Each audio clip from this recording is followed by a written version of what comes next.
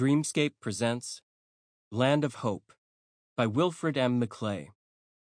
Narrated by Pete Cross. Every generation rewrites the past.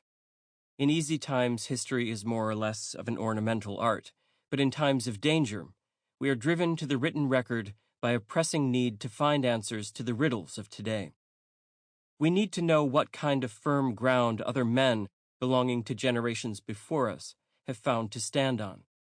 In spite of changing conditions of life, they were not very different from ourselves. Their thoughts were the grandfathers of our thoughts. They managed to meet situations as difficult as those we have to face, to meet them sometimes lightheartedly and in some measure to make their hopes prevail. We need to know how they did it.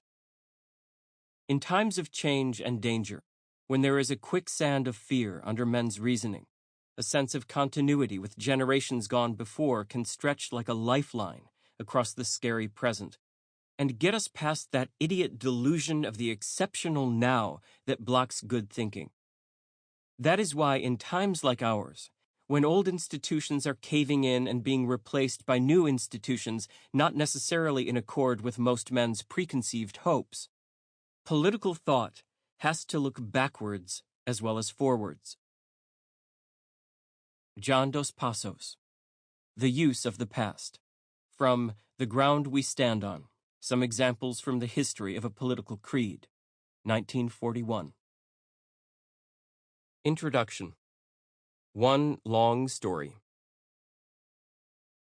There are already dozens of highly competent, lavishly illustrated, and meticulously detailed accounts of the history of the United States in circulation.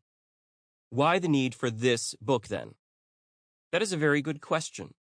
The short answer is that this book seeks to accomplish something different from the others. You, the listener, will have to be the ultimate judge of whether it has been successful. But let me first take a few words to describe some of its guiding intentions. Its principal objective is very simple.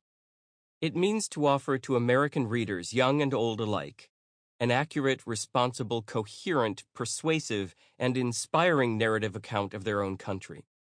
An account that will inform and deepen their sense of the land they inhabit and equip them for the privileges and responsibilities of citizenship.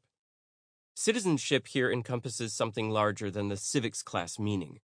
It means a vivid and enduring sense of one's full membership in one of the greatest enterprises in human history. The astonishing, perilous, and immensely consequential story. Sample complete. Ready to continue?